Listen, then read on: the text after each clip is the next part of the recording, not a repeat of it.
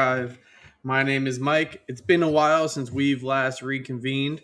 Today is February 9th. I did promise I would do a recording today and talk about everything that's gone on in the last few weeks.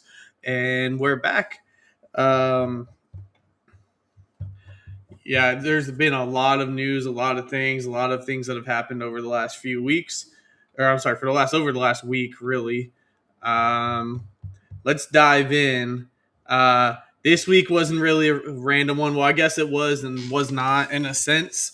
Felt like everything kind of hit at once. You had the 6-second collapse at Fresno. You had the late game survival against Grand Canyon.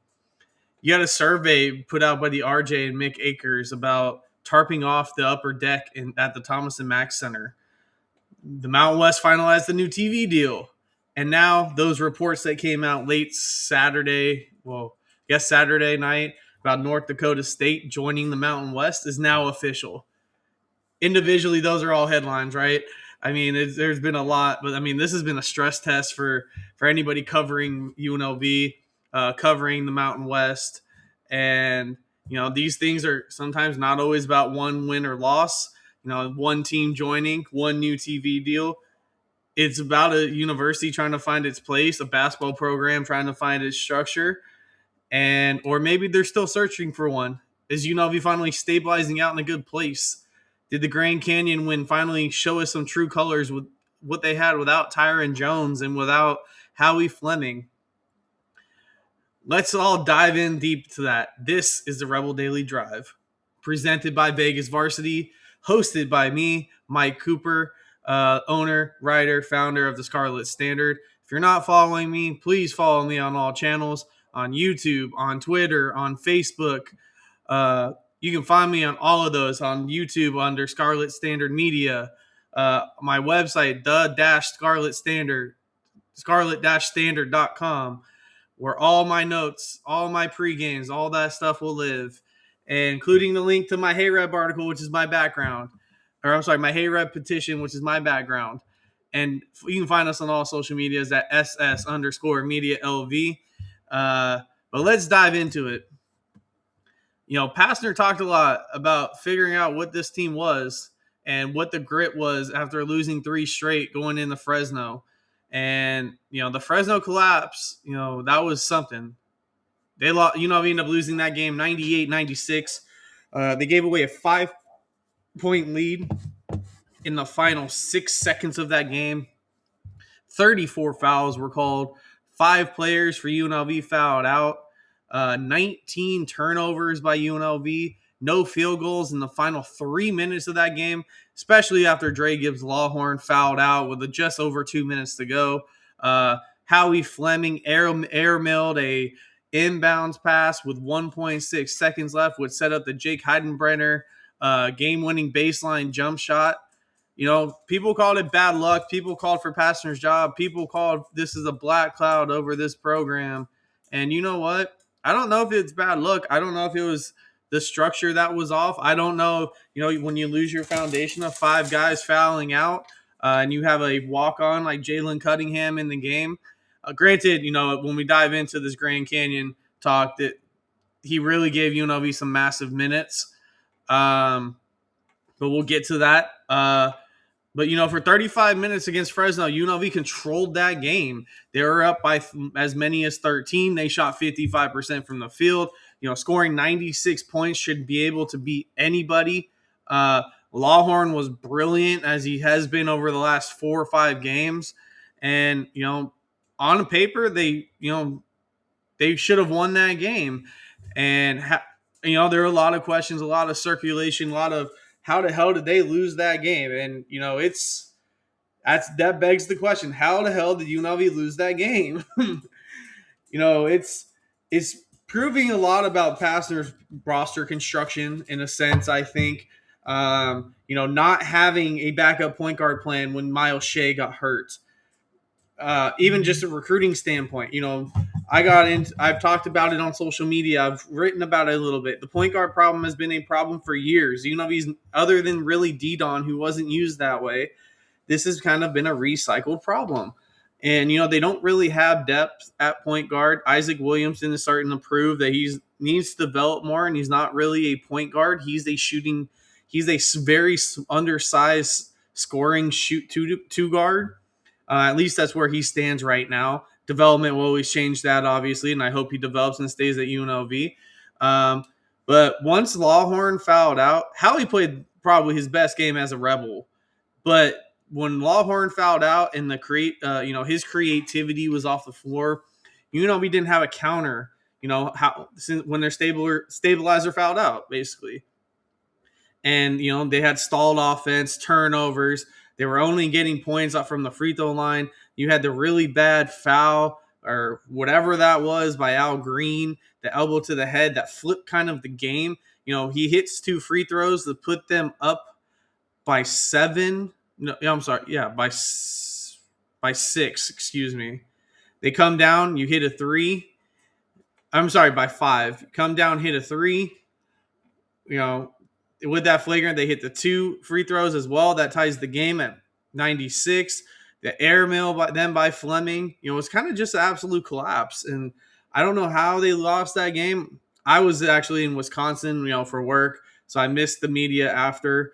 I was watching that game on TV. Obviously, I was not in Fresno covering that game, and I was sitting there at being 2 hours ahead at 1 a.m. looking at my TV, looking at my computer, watching the stats as the TV goes, just mind boggled of what just happened and what did I just watch. And people made the joke. I had one of the burners comment, love him. Love that burner account. He commented on my thing. I said, not again. And he goes, he's going to lose this game, aren't they? And then next thing you know, they had a collapse and lost this game. So it's kind of ironically funny, but not funny that kind of happened. Then 3 days later, to Thomas and Mack, this team could have folded. Fleming ended up hurting his ankle at some point during that Fresno State game. Tyron Jones missed another game with his shoulder injury, and they could have folded. I was messaging Brennan, who covers GCU for Go Lopes Radio, and the Pit Press guys, and we were just talking about. I thought he was going to get their butt kicked against Grand Canyon, especially when they were out 2 starters. I was like, I would be surprised if this game's not 15 plus. Not having Fleming and what he brings to this team, that was a huge loss. I mean, not to mention lost Tyron Jones. Everyone knows what the impact that freshman has and what his impact is on both sides of the floor. But again, UNLV survives, and we saw something different this time. UNLV survived Grand Canyon 80-78.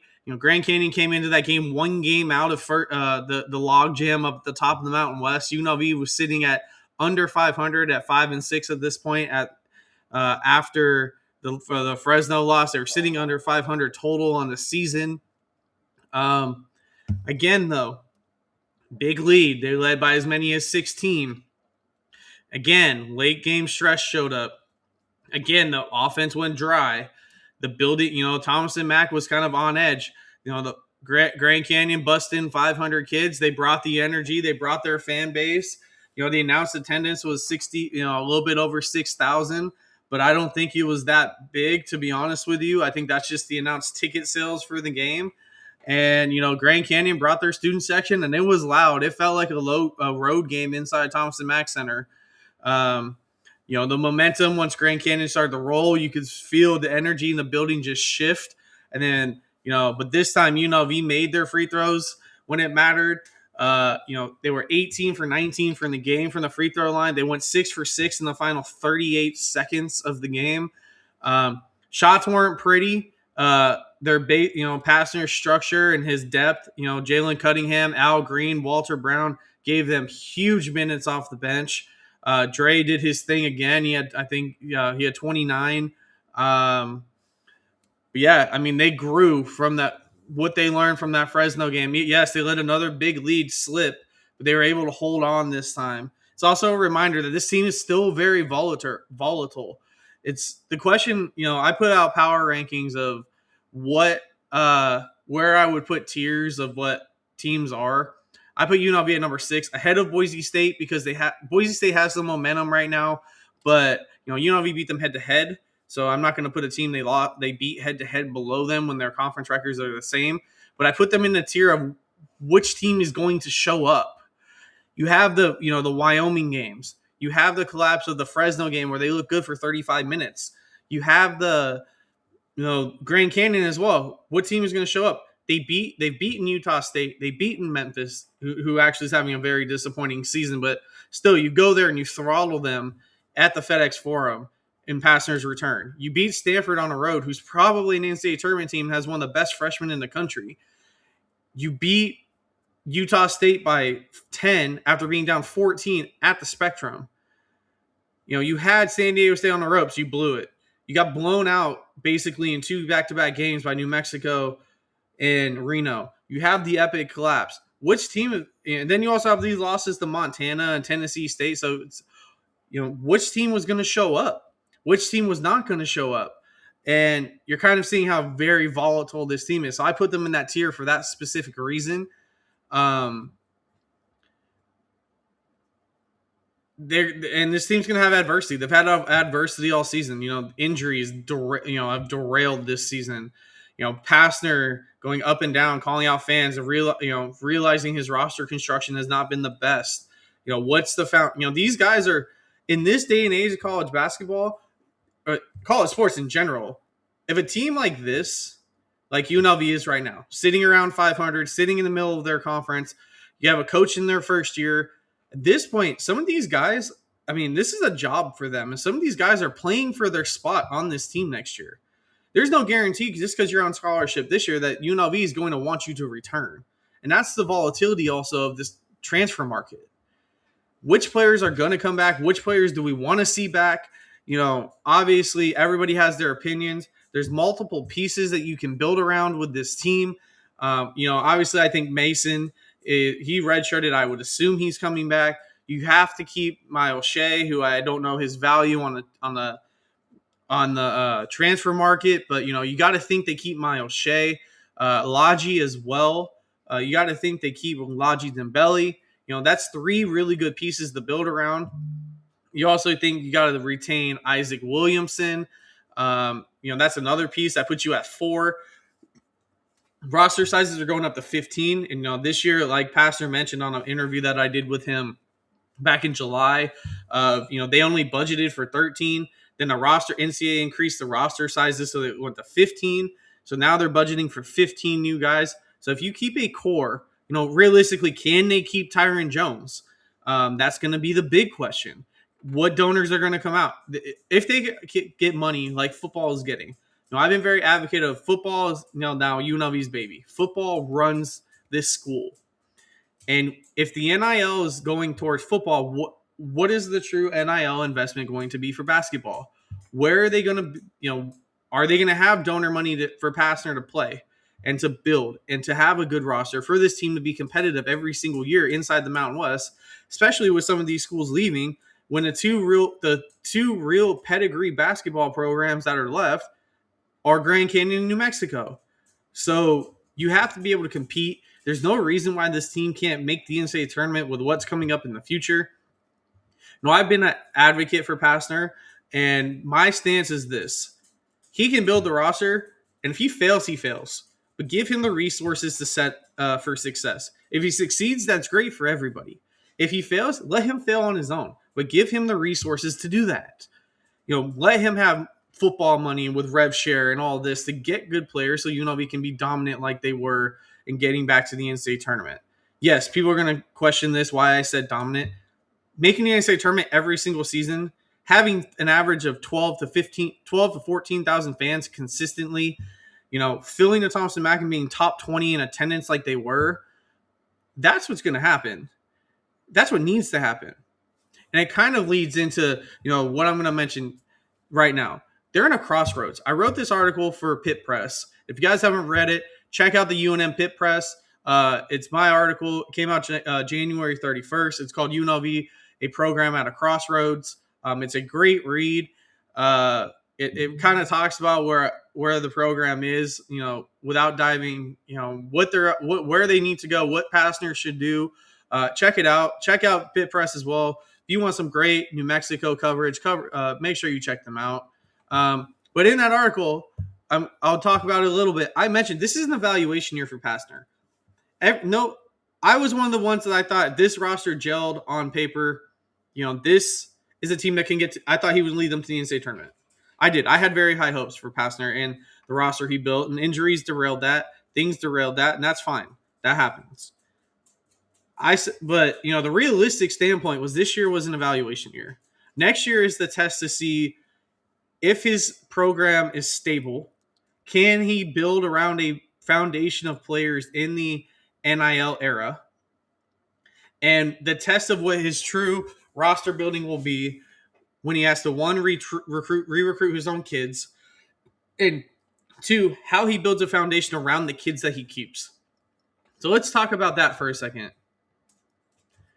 Let's talk about that for a second. Which players do I think they will keep? I've been advocate. I've said that they're going to probably be able to afford to keep 6 of them. And that those 6, I think they keep Jacob. He's been too big of a piece this year. Should he be a starter in the future? Probably not, unless he develops more. He's one of those glue guys rotation energy guys off the bench that I think is vital to a team. I think they keep Emmanuel Steffen. I don't see a lot of power forwards calling for him, especially with the roller coaster kind of season he had. He needs to be able to put something together on film, somewhere between 10 points, 8 rebounds. Nothing. I'm not asking to say be 20 and 10, but he has to put better numbers, better film out there. I think he stays. I think Logi stays because he basically lost this season. And that's the same thing I feel with Miles Shea. Don't know what their value will be on the transfer portal market, but I think you keep those. So that puts you at 4 core guys right there.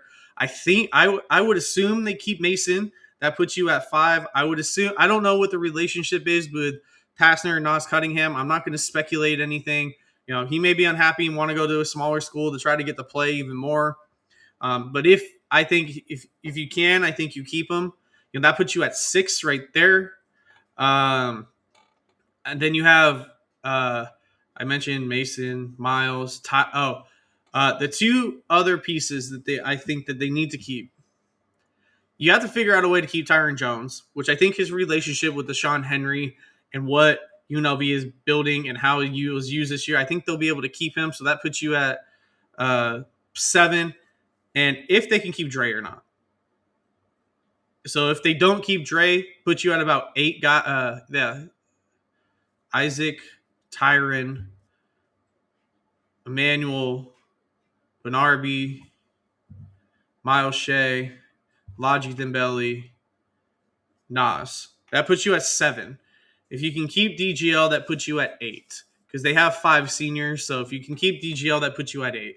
So now you're going to talk about what does Pastner need to build around these guys. You have a point guard if you can stay healthy, Miles Shea. But with his injury history of what he's shown, you have to bring in a probably a veteran backup point guard. That should be priority number 1. Number 2, Pastner seems to like guys that are like Kamani Hamilton, with length, ball handling, slashing ability with a decent jump shot. I think you probably get 2 or 3 of those. So that puts you at 11. He definitely needs to add shooters. So I would say probably 2 shooters, and then you got to go get 2 more bigs. You have to. You can't live with just Jacob playing out of position at the 5, and you can't live with just Steffen with how this league plays. So you need to go get 1, if not 2, game-ready bigs, not developmental projects like Emmanuel Steffen is. You need to go get 2 game-ready bigs that can come in and compete. But like you fans have said, UNLV has lost games in November and December so they can upset teams and take away from their tournament resume in January and February. Now we need to get rid of all of that. The big wins need to stay. They need to cut the bad losses early in the season. When I wrote that article, it's very telling of what this team is. Too many quad 3, too many quad 4 losses, but you had some really good wins. You eliminated yourself from the NCAA tournament very early in the season. Your rebounding is exactly dead even. Before they played Fresno, which they lost by 2, and before they played Grand Canyon, which they won by 2, so it's actually probably the same. Their points and what they allow was 77.9 and 77.9. Like, that's even. But they have not played close games. That's the thing. These last 2 games have been close. But nothing else before that. It's been very big wins, very bad losses. Very big wins, very bad losses. So it's, what can he evaluate towards the end of this season? What does he see? I think this is a major evaluation process around the program, what he states the program will be. If this, changes anything of his rebuild of what he's trying to do, what identity is he trying to feed off of to lead into next season? Can there be some positivity that leads into next season? Can guys get confidence leading into next year? And, it kind of leads in the portal reality. You're going to lose experience. You're going to lose 3 starters at least. You have to be able to build around Miles and Tyron, and hopefully DGL. You need a real wing shooter. You need a veteran defensive wing, defensive guard, and you need a stretch 4 and another big. I don't think you add talent that is, don't go after these former 5. I mean, you can go after former 5 starters. That's fine. But don't go after – look for guys who want to be here. Look for guys that is not for the headlines, that are pieces to build the puzzle. You have to make it look intentional. You have to make it look like, you have to make it look like recognizable basketball, in my opinion. And recognizable basketball resonates with the fan. Winning resonates with the fans. That's number 1. But recognizable basketball, we don't have to question what team is going to show up every night, fills buildings more than highs and lows roller coaster like this season has been. And that kind of brings us to the next topic of this tarp debate at Thomas and Mack. So the Las Vegas Review-Journal, my eye roll at them, reported that UNLV, which is Mick Akers, who he's been pretty good covering the A's stuff. He covers spots here and there about more of the sports tourism in this town. UNLV's Mick Akers reported that UNLV is considering tarping off the upper deck of the Thomas and Mack Center. Attendance right now on average is sitting around 5,000 in an 18,000 seat arena. The survey included moving the band back to the student section, the Rebels swapping benches, and relocating any premium seating that was inside the Thomas Mack. All are reasonable topics, all are reasonable questions. I like having the band on one side, student section on the other. If UNLV is ever able to actually build a student section, which has not happened since COVID, it's been absolutely terrible. You have to realize that the last season UNLV averaged more than 5,500 fans was the season right after COVID. That was 2021. They averaged 85. It was like 8,600 fans that season. Since then, you had 4 years of Kruger and now 1 year of Josh Pastner, and they have not broken average of 5,500 fans since. That's about 5,500 is about, I can do rough math real quick on my phone while I'm talking. 5,500 divided by 18,000. It's about 30%. So you're less than a third filled, basically. So the tarping conversation is a hot topic right now. Don't know. I'm still, I do reporting. I'm still a season ticket holder for football and basketball. My wife uses my tickets with her friends and brings our daughter. We didn't get a survey about this. We weren't involved. I didn't answer any questions. So I didn't really, I don't know who necessarily they surveyed. Maybe I missed it. I don't know. But it brings the debate. You can't, I'm very opinionated on this. I think if you want to keep, you should keep it on tarps. I think you don't tarp your way to try to be relevant to make the arena look full. Winning games gets people back in the building. And everybody knows that. That's not really debate. That's not really a question. Winning games fills buildings, no matter what sport you are. So the way that I see it is no offense to UNLV athletics. Actually, they can take full offense. I don't care. The marketing for this program is absolutely terrible. The fan base connection between UNLV basketball and the athletic program is absolutely dog shit. Pardon my language, but it's absolutely terrible. You don't market your promos very well. You don't promote them very well. You overcharge for seats when the basically the team doesn't deserve it. If it's $100 to go watch an under 500 basketball team for my family of 4, not counting, yeah, they made parking free, cool, but what is that doing? Then you're trying to push these two for tickets without giving really people notice, or these family days, or things like that, and you're still not getting crowds. So you have to find the middle ground. Pastner is doing everything he can. Everybody knows that. He's being a great salesman. He's trying to sell tickets, trying to get NIL donations. Other than the winning side, there's a disconnect between the athletic program and where UNLV stands. And I don't know if there's, I've been an advocate. I don't know if there's people from the 1990s who just are so disconnected from the program that they don't want to come back. The new college students, why can't you get them to come? I know the product is bad, but why can't you make it more incentivizing for them to go? Football is winning, so they're not having this problem. So it's interesting to see how they can rebuild the fan base trust from that side. Pastner can only do so much. He can build a roster and put a good team on the floor, which is fine. But it's also, how does he build the foundation to get the fan base trust back, other than winning games? And what does the athletic department have to do? That's the biggest question. And these are questions that need to be asked. I think, fans aren't disengaged because they don't care. I mean, it's pretty clear on social media.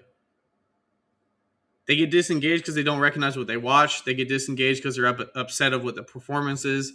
They get upset about ticket prices, parking, It's everything else that goes with it. If it was a good deal to go to games, fans would go, regardless of price. But, there's other things to do in this town, and everybody knows that. VGK, this is a very bandwagon town. So it's going to be very interesting to see what happens and how they change that. And if they want to really focus on basketball. The focus has really been on football, then you really need to turn this to basketball. Because to be honest, if they really want to go to a Power 4 like they've talked about and what's been put out there, they really want to go to something like the Big 12, you got to get the basketball program back. Football was the holdback before, and academics was the holdback before. Now you're a Research 1 school. You have a very big population. Football program plays in an NFL stadium with NFL-level facilities. They get 30-plus thousand fans a game. They've won 30 games over the last 3 years. They've been ranked in the CFP rankings. They made the Mountain West Championship 3 straight years. Whether you agreed with this year or not, they still made it, played it, and lost. So now you have to reinvest in basketball, because now basketball is going to be the program that holds you back. And it's just men. It's just men's. Women's basketball is doing their part, winning games, winning conference championships, making the NCAA tournament. They're doing everything. Lindy's doing a great job with everything they can. Pastner's on steering this ship, guiding this ship. Now you got to show him that the school has to show him that they support him too. So that's where I'm going to leave that. Let's talk about the two major Mountain West news. North Dakota State joining the Mountain West. FCS Power North Dakota State officially joins the Mountain West. This is a great addition for Mountain West football. I've been very advocate on Twitter. I would put them at number 4, right behind Hawaii. I think they're better right now than the bottom tier of the Mountain West. And I'm sorry to disrespect other than Reno fans. I don't care what your opinion is. Reno has been a bad program the last couple of years. UTEP has not been very good in football the last couple of years, unfortunately. NIU had a very down year last year. Wyoming had a down year last year. So and Air Force has not been able to keep up since the NIL. So it's other than the three at the top, it's a very top heavy league. So realistically sliding North Dakota State in at number 4 is where I put them in my early power ranking, way too early power ranking. I put UNLV at number 1, Hawaii at number 2, New Mexico at number 3, North Dakota State at number 4. There are some questions, sorry, I'll get into more detail. Mountain West is getting $12 million from North Dakota State. North Dakota State's paying $5 million to go to to FBS. It's going to be very interesting to see how they adjust. Obviously, money was there to get them there. That they've been so dominant over the last 15 years, really. They've won 10 of the last 15 FCS national championships. They've won 100. They went 198 and 22, which is a 90% win percentage over the last 15 seasons. They're 9-5 all time against FBS level schools. They've had 13 draft picks in the last 10 NFL drafts. So it's very interesting to see how they reshuffle this whole Mountain West with the scheduling. Gloria's statement was, "We are thrilled to welcome North Dakota State football program to the Mountain West. The Bison bring a championship mindset and a bold vision for growth that aligns with unwavering commitment to the excellence of the Mountain West. Their dedication to elevating the student athlete experience on the field, in the classroom, and throughout the community will energize the Mountain West and help propel our football program to new heights nationwide." She's not wrong. With the new Mountain West deal and the more exposure they're getting, with CBS still being a part, with Fox still being a part, with the CW being added, and the Mountain West app, being transitioning into like a more of a actual media platform with production. People are going to watch the Mountain West, especially year 1 for North Dakota State, because they're going to want to see what they do, how they play, who they play. Are they going to be competitive? Where do they fit? This is my opinion. I think some of those out there that are putting this as a JMU 2.0, they're going to come 11-1, 10-2, CFP ranked right off the bat. I don't think they're going to do that, but I don't think they're going to be as bad as what Sam Houston has been. Sam Houston elevated after they won their FCS championship, I think back in 2020 or 2021. They went to Division 1. They've really struggled with the transition to Division 1, to FBS. So I think, they'll slot somewhere in there between 7-5, 8-4 that first year. They're going to be ultra competitive, I think. One thing that people don't realize is FCS only has typically between 65 to 70 scholarships. With the new Division 1 rule, each roster can carry 105. So now you got to add 30 more players. What players are going to want to go there? You're kind of late in the portal process for that. What does their NIL look like? Is there going to be an exception to try to recruit and get commits to build the program? Where are these media people going to preseason rank them? They'll probably, my guess, right in the middle. But it's going to be interesting. I mean, they're a Research 1 school, so it's another great academic school for the Mountain West as well. I kind of wish they came in all sports. Their basketball program is actually leading the Summit League, and so is their women's basketball program. So those two would have been great additions as well. The one kicker, though, is people don't understand that is they will play in FBS next year. It's a 2-year transition process. So the Bison will not be eligible for the Mountain West Championship or postseason play, including a CFP or a bowl game, until 2028. However, they could be selected to a bowl game if there's not enough bowl-eligible teams in the country. So that kind of plays into it a little bit. That's kind of the North Dakota State talk. I think it's a great addition. A lot of outlets out there like SP Plus, they would have rated right behind UNLV and number 2 in the Mountain West last year, and that includes the other bigger schools the other G6 schools that affected out. So it's very interesting. I think, this is something that North Dakota State's been trying to do for a long time. I want to go see a game at the Fargo Dome. I would be very excited to go see a game at the Fargo Dome. It only holds 17,000, so I'm sure that football environment is absolutely crazy.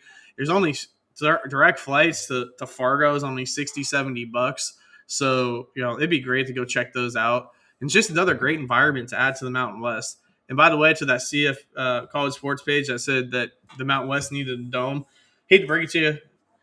I know one of those new burner pages, they're popping up left and right all the time, but they had a pretty funny response. They were like, it's the drunk one. I don't know, drunk guy or high on UNLV. I don't know, whatever it is. It's pretty funny. His ChatGPT pictures are really funny. Anyway, he said, "Joke's on you" or something like that. UNLV already plays in the dome, which people forget about Allegiant. I know it's hard to forget, but it's kind of funny at the same time. I think, there's a lot of big things happening this week as well. UNLV baseball, they open up their season on the 13th. UNLV basketball plays tomorrow. I will do a preview of that tomorrow morning. We'll see if Pastner speaks today. I haven't gotten any emails about him speaking, so I planned on going. I'll let Tyler Bischoff not be the only guy there this time. Typically, for those who wonder, I have credential for football, men's basketball, women's basketball. I mainly cover football and men's basketball. My women's coverage, you guys don't really like, and I don't get a lot of reads on, so kind of have tapered off a little bit from there. Respect and love Lindy. But yeah, that's why I haven't really been to those games. But I go to every basketball game. I've missed 3 this year. The last one, I missed Grand Canyon. I missed all this stuff this week. I was on a work project in Wisconsin. And then the other 2 games I missed were because my wife had a baby, so had our daughter. So there's nothing I can really do about that one. But yeah, if you guys know, I try to cover everything. I do my best. It's just me. So love me, hate me, whatever it may be. I'm still going to be around. I'm still going to be here. I'm going to try to do my interviews again like I did last time. But we'll see. Thank you for tuning in today. Don't forget, for all your UNLV coverage, please subscribe to the Scarlet Standard on my website. Join our forums. They haven't gotten a lot of activity yet, but please join the forums. Join the conversation. If you guys are already subscribed to me and get my emails, you guys already have an account. I transitioned them over. Join the conversation. Let's build this like RebelNet was. Let's have a foundation of that's not Twitter that you guys can talk about UNLV. And I would love to host that for you guys. Also, subscribe to my YouTube, my Twitter, Instagram, Facebook, all social media. And our great sponsor, Vegas Varsity. Vegas Varsity actually put out a great graphic the other day of Josh Pastner. I sent it to Pastner. I said, Vegas Varsity built this for you. It should be on an NIL t-shirt deal. And he goes, we need to win for that to happen. So he already knows. The expectation's already there. But yeah, subscribe, like, follow, sign my Hey Red petition, voice your opinion, push that out there, and go Rebels. And like I said, thank you for tuning in.